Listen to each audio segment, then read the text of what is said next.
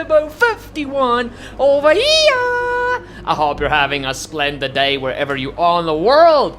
Guys, it is time for round number 13 at one of my favorite circuits on the F1 calendar, Spa-Francorchamps in Belgium, for the Belgium Grand Prix. Guys, for the first time this season, we have actually had an upgrade to the car fail. That shows you guys how consistent and awesome McLaren have been. So I wasn't even bummed that this upgrade didn't go to the car. It obviously would have been great, because the more pace you can squeeze out of this McLaren, the better. We still got to catch Racing Point and Lucas Weber, but it was still a very nice thing to see indeed. Guys, it was a major brake upgrade that failed, so we'll just repurchase that at the end of the episode and have it the next GP in Monza.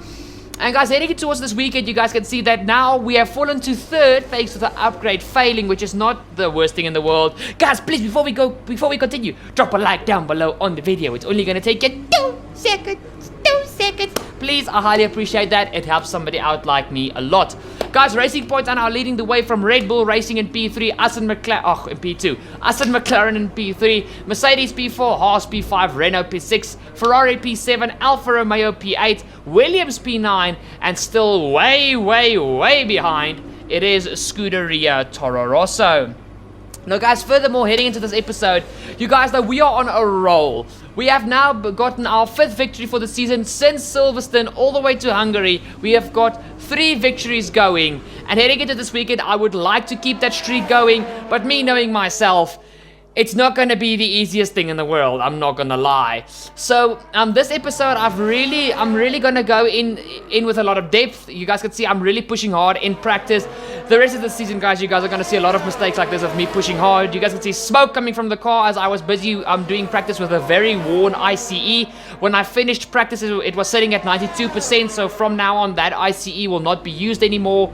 But, guys, without further ado, we need to head to qualifying. Please follow me on Twitter and Instagram. Share this awesome video with your friends. And tag me in that post or story, and I will give you a shout out in a future video. Without further ado, let's head straight into qualifying.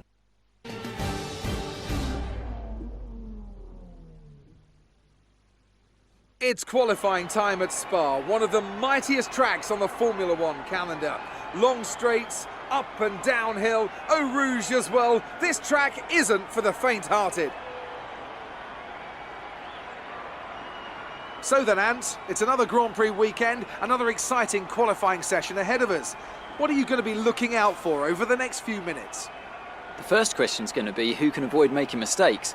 There isn't much margin for error in qualifying, and you have to bear in mind that the track conditions may have changed since practice, particularly as we've had a few support races in the meantime.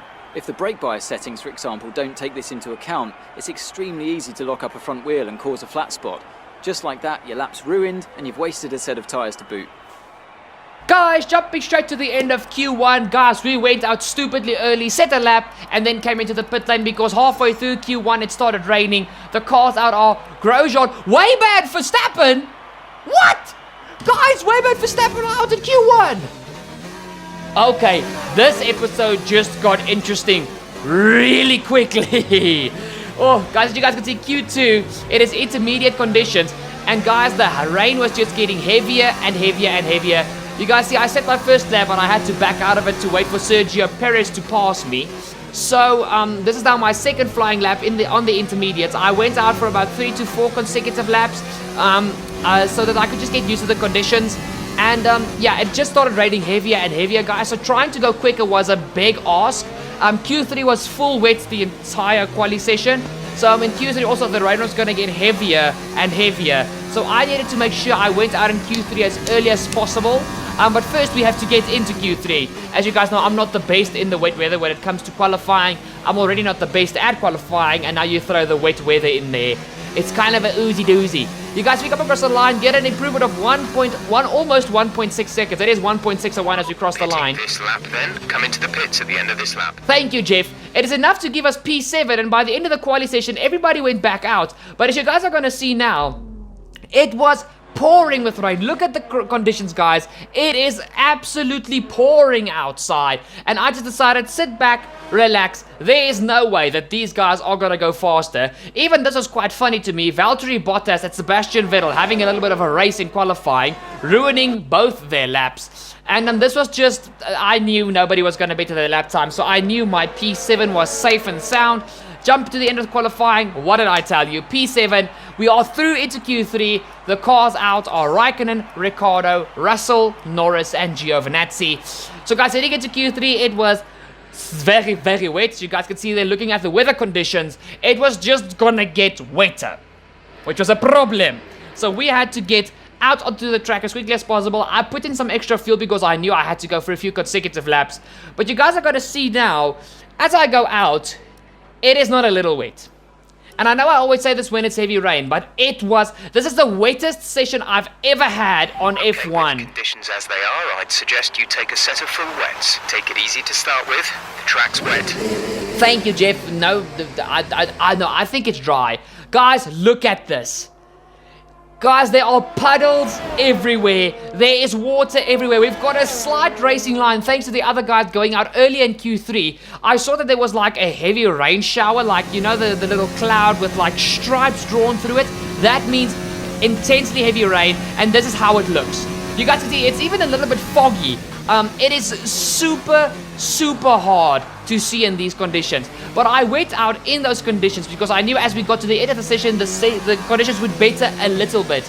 It will still be full wet conditions, but I needed to push lap after lap after lap. And as you guys see, we are at this stage much slower. We do a 2:03 lap time. Coming to the end of our second lap, we've got about a half a second improvement, as you guys see, heading to the final corner. It jumps all the way up to more than a second as we absolutely have a beautiful run through the final bus stop chicane.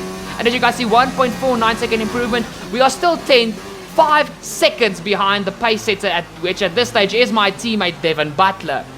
So I went through for another lap. We're just going to have time to do one more lap after this. Come through a 2.4 second improvement, which pushes us up all the way to P8 in the standings. But we are still 2.5 seconds behind our teammates. I do not know where Devon Butler found that pace, guys. It is just absolutely crazy where Devon found that pace. But as you guys are going to see now, a full wet lap around the Spa-Francorchamps circuit. As you guys see there, I actually went through Eau Rouge and I went down a gear. You can't go through there flat out in the wet. You will die. You will die. There will be nothing left of you if you do that. As you guys see through the first sector, we are already 8 tenths up. But guys, with the weather still being a little wonky and also my tires going down really quickly, it was hard for me to set a proper lap time. You guys can see the car is slipping and sliding everywhere we go. And I was just trying to keep the car on track. I realized the track was getting slightly drier and that the times were coming down. But it wasn't going to be a massive improvement because the previous lap I pushed like an absolute crazy person.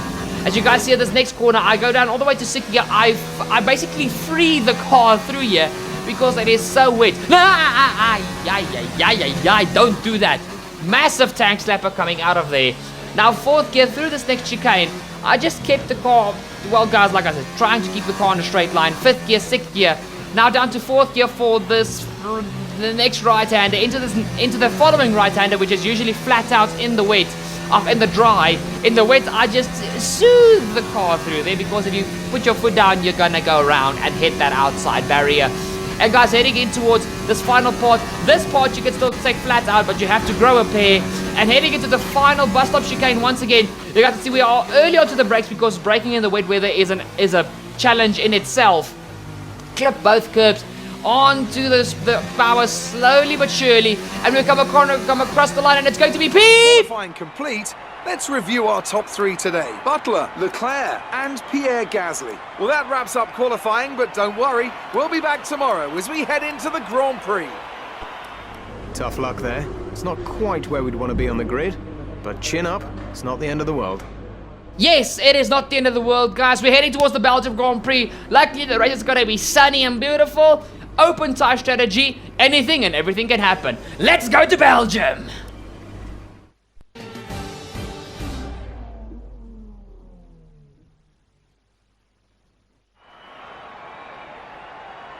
In the 48 races held at Spa between 1950 and 2015, the race winner has only started from pole position on 16 occasions. Qualifying yesterday may have set the order for today, but expect the unexpected here at the Belgian Grand Prix. As the saying goes, of course, anything can happen. And you know what? It usually does. Spa-Francorchamps today, a circuit that spans 4.35 miles. There are tons of elevation changes along the way too. 19 corners making up this circuit, with 9 of those to the right and the remaining 10 to the left. This track is a great one for fans of pure speed. The average lap speed comes close to a whopping 145 miles an hour. A warm welcome to Anthony Davidson, who's beside me in the commentary box today. Can we begin by having a chat about Sergio Perez? They've had to change their gearbox. It's never a good start to a Grand Prix when, right off the bat, you have to contend with a grid penalty. Well, at the end of the day, it's always better to take some pain now than parking it up halfway through the Grand Prix. Let's just hope they can put that new gearbox to good use and get the results they're looking for. It's time to take a look at our starting grid for today's race. Devon Butler put in a fantastic lap yesterday and will start from pole position. And it's Charles Leclerc in P2. Looking down the rest of the grid, we have Gasly, Bottas, Carlos Sainz and Hamilton, O'Connor, Vettel, Perez and Kimi Raikkonen, Ricciardo, Russell, Lando Norris and Giovinazzi, Grosjean, Weber, Max Verstappen and Daniel Kvyat. Albon and Kevin Magnussen fills the last spot on the grid. And with preparations almost complete, let's head down to the track.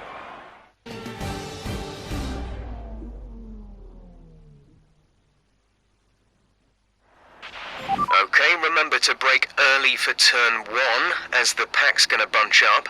There's plenty of runoff if things get too close. Guys, don't forget to hit the subscribe down below. Also, don't forget to ding that bell to never miss a future episode on this freaking cool channel. If you're new, hit that subscribe right now. Guys, let's go for gold in this epic Belgium Grand Prix and jam with me on the formation lap. Yeah!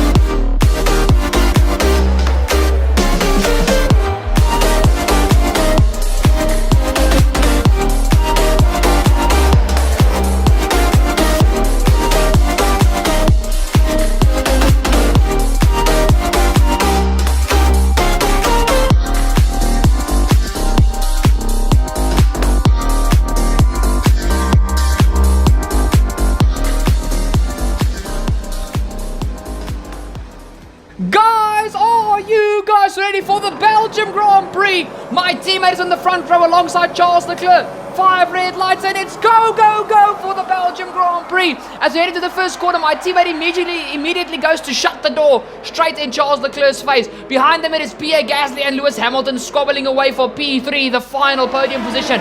Heading down the hill, going up through Eau Rouge for the first time. Still flat out in these modern cars, even with heavy fuel. Up the hill, Charles Leclerc is right behind the McLaren. And look at the Ferrari straight line speed as he pulls out of the slipstream now to get side by side with my teammate Devon Butler. But oh, they're slowing down. Safety car. The safety car? Okay, something must have gone wrong up through Eau Rouge because the safety car has been deployed. And guys, you guys see Carlos Sainz sandwiched between myself and Lewis Hamilton as we head up through Eau Rouge. Guys, this is not good news!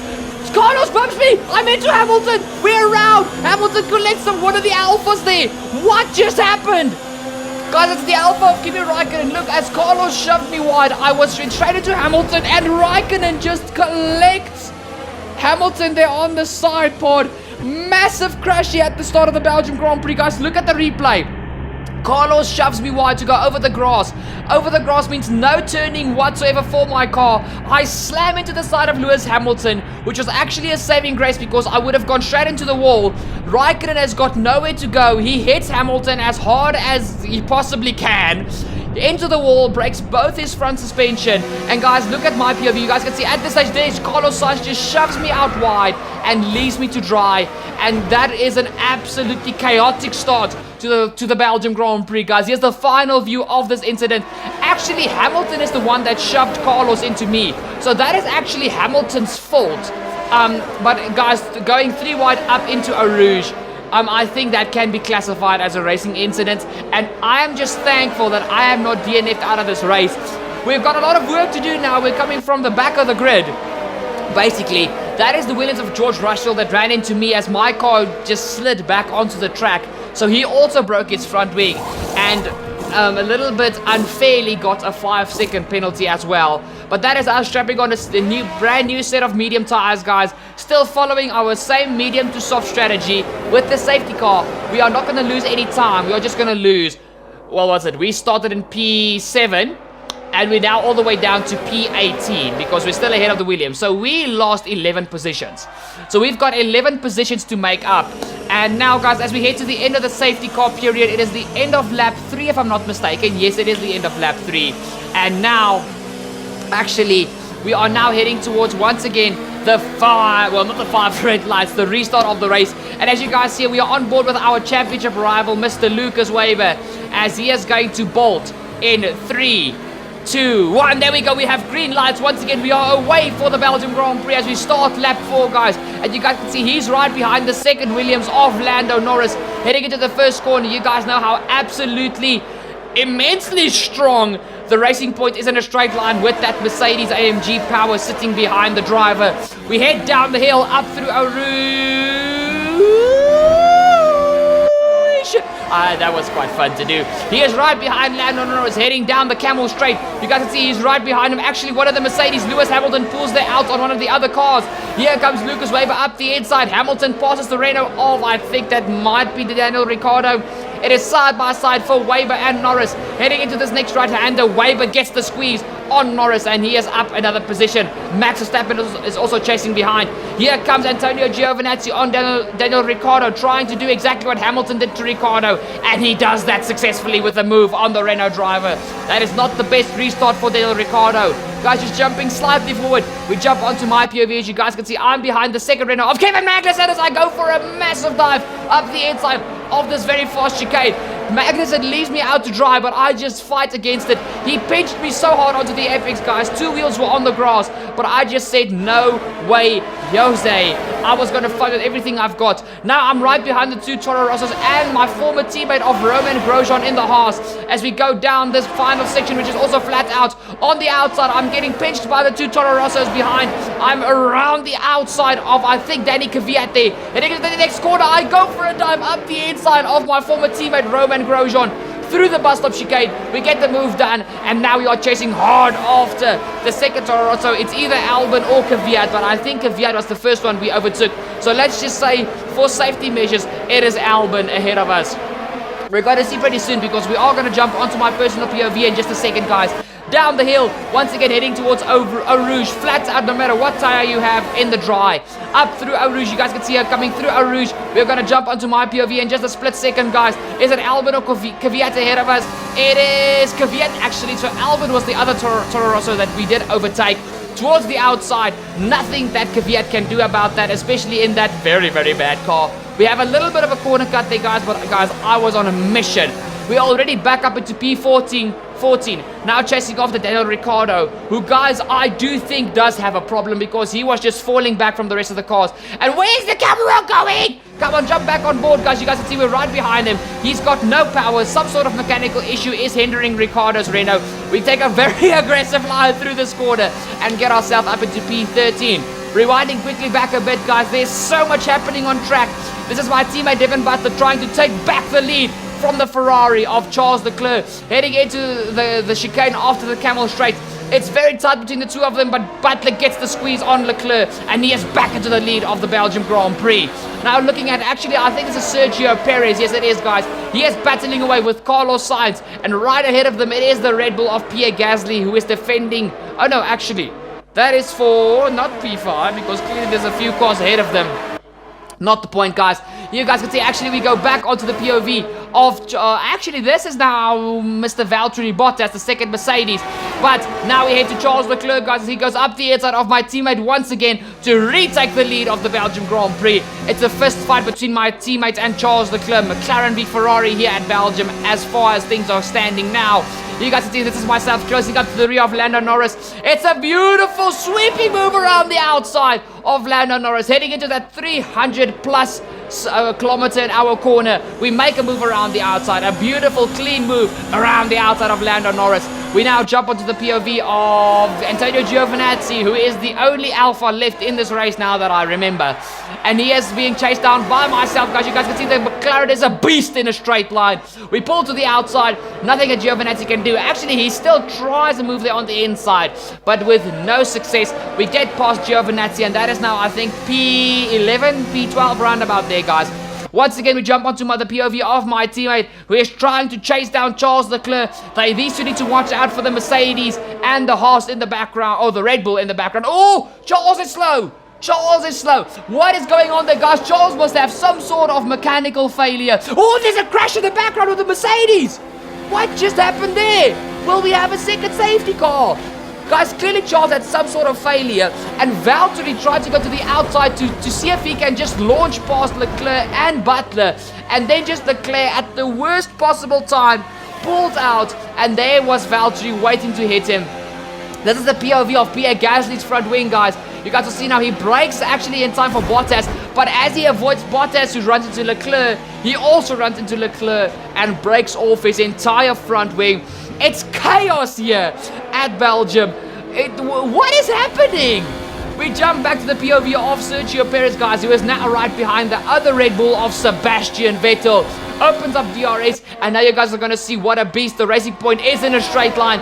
Look at the closing speed that Perez has got on Vettel through the corner. They are now battling for P2 and P3 on track, as my teammate Devin Butler is leading the way with a very solid gap now, as you guys just quickly saw Butler there flash through the shot, heading into the downhill hairpin. It is Vettel on the outside, Perez on the inside. Very close wheel-to-wheel action here around Belgium. Vettel forces Perez onto the grass there for a split second, and he gives Perez the squeeze. So Vettel defended beautifully from Perez, but Perez is not done.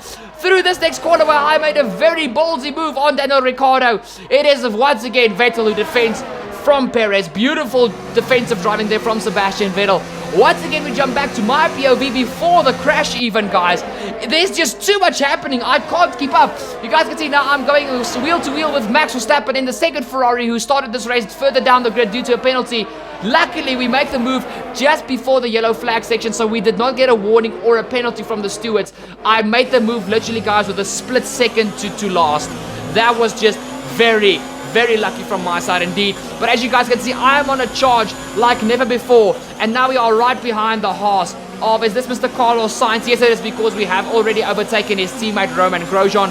So on the back of Carlos Sainz, guys, heading into this next section, we're going to go up through Rouge, jump back to my personal POV, and now you guys are going to see, just like the Racing Point, what a beast the McLaren is in a straight line. We even get DRS as we pass Carlos Sainz, and that is us up now. I couldn't actually see that, I was just a little slow there, but I think it's P6 on the road. As now it's time for the race leader, our teammate Devin Butler, who has been thrown with so much bad luck this season to pit out from the lead of the Belgium Grand Prix. He's into the pit lane. I'm sure he's going to come out just fine, still in the net P1, not official P1.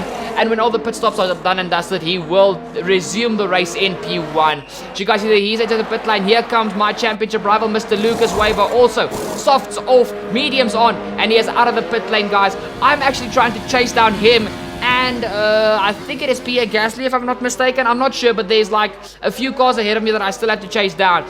Here is the man, Sergio Perez, the Mexican, who inherited the lead from my teammate Devin Butler when he came into the pit lane. It is Perez diving into the pit lane. And guys, as soon as I saw this, I crossed the line and immediately said to my engineer, box this lap, because I knew the Sots were going to be able to go to the end, and I needed to, now with me being so far back, the most possible time I could give myself to push, I was going to give myself. So to the end of lap 12, you guys can see heading into the bus stop chicane. I take the chicane very aggressively there, and we're coming into the pit lane to be on the softest tire for the end of the race. And guys, before the pit stop started, I can confirm that I was in P6, so we were still back in solid points. But the bad news is we were behind our championship rival, Mr. Lucas Wayburn. So we are going for gold here. As you guys are going to see, we jump onto my POV. Thank you, Jeff. As we come out of the pit lane, Perez passes us in P3. And now behind us, it is Mr. Pierre Gasly and Lucas Wayburn. We come out of the pit lane. Guys, are we ahead? We're into P4! What has just happened, guys? And we've got 9 laps to go. Perez ahead. They're on fresh mediums. Their tyres are 2 laps old. The time last lap was a 1 minute 43.3. Guys, we can take the win here. What? As we jump onto, I think this is the start of lap 15 or 14 or 15, guys. Look at this. We are taking a wide line through the first corner to get onto the rear of Pierre Gasly. But guys, I quickly realized after my first lap scare of Eau Rouge, I was not going to go side by side through Eau Rouge. I turned the car down, up through Eau Rouge, basically pushing Pierre Gasly through Eau Rouge. Oh no, it's Sebastian Vettel. Pushing Sebastian Vettel through Eau Rouge. We pull out, take the DRS, and we just blast past the Red Bull Honda, who looks like a car searching for parking. And now right ahead of us, it is my championship rival's teammate, Sergio Perez. We jump to the end of that lap, guys, and now, guys, here you guys can see that the McLaren has jumped to the racing point in the performance chart, especially in the engine category, because there is nothing that Sergio Perez can do about me as I come from behind into the bus stop chicane. We take the inside line. We are on the fresher tire. We give him the space on the inside for the second part of the chicane, but that is us up into P2, and the only man standing between us and a heroic drive back to the lead is our teammate Devin Butler. And you guys can see this is the Mr. Roman Grosjean, my former teammate, who is now going into this next corner, guys, and he is actually gonna slow down and retire his horse, guys. He was in any case in last place, guys. He suffered for like 10 laps with an engine problem, and it was just time to throw in the towel when the car did as well. And now, guys, as you guys see, we start lap 20. We've got 3 laps to go of the Belgium Grand Prix, and I have caught up to my teammate Devin Butler, who I am sure is screaming inside the cockpit, because how the hell am I right behind him, smelling his gearbox oil as we go up through Eau Rouge. You guys can see we have just got the confidence, we've got the car, we've got the tires, we've got the fuel, and most importantly, we've got overtake on the ERS. So you guys see, here we come closing up. It's a little bit harder on Devin than it is on the Racing Points because he's got the same car than mine. But we take the lead of the Belgium Grand Prix with 3 laps to go. What? Guys, how did this happen? After that, nothing else happened in the race. It was very boring after that. We just drove away from Devin Butler. And guys, we're going to head into the bus stop chicane for the final time to take probably the best drive, or the best win of our career. How did this happen? We win in Belgium! You worked hard for that one. Congratulations.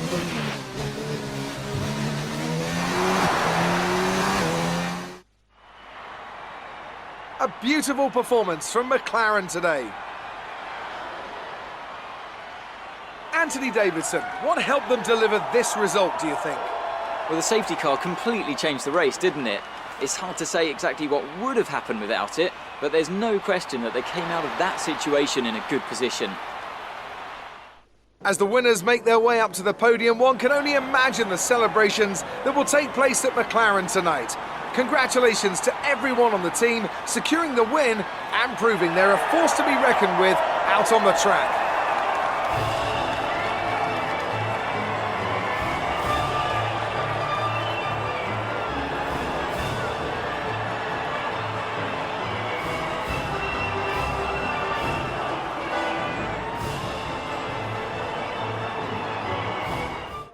And now let's take a look at the driver's standings. Well, the gap at the top of the championship has been cut down after a difficult race today for our championship leader. Now, let's discuss, Ants. Who would you say is a contender for driver of the day? I think it's got to be Lucas Weber. Time and time again, he proves that he's someone who can quietly get the job done, and that's exactly what he's done today. It's time to see how things are shaping up in the Constructors' Championship. The current championship leaders still hold top spot, but that gap is getting smaller. I'm equal parts exhausted and elated with this weekend of Formula One. Be sure to join us for the next one. No, I don't believe it. I don't freaking believe it. How did we win? Guys, our 6th win of the season, 4 wins in the row. We take the quadruple dub. Guys, this has been my best drive on the F1 game ever. Oh my goodness, what a win. What a crazy episode. If I haven't deserved your like now, I don't know what will earn it. That was absolutely spectacular. P7 down to P18 to come back and take the win. Great work this weekend. It was fantastic to see you up on that podium. And that podium I deserved so hard. But guys, that has been this episode. If you haven't liked it, I don't know what will, but drop a like down below. I have earned it. I'm gonna give myself that. I have earned it. Guys, please share this video with your friends on social media. Tag me on Twitter and Instagram, and I will give you a shout out in a future video. And guys, finally, please, if you're new to the channel, hit the subscribe down below. Don't forget to ding the bell to never miss a future episode. Love you guys. See y'all next time. Cheers!